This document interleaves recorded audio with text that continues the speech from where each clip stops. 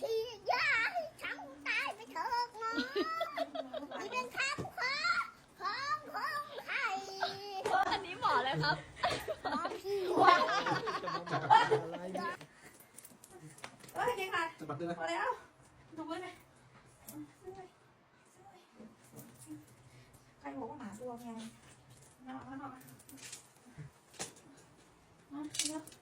เลยเอาไปจะเข้าไปถู กลับข้างหลังนะ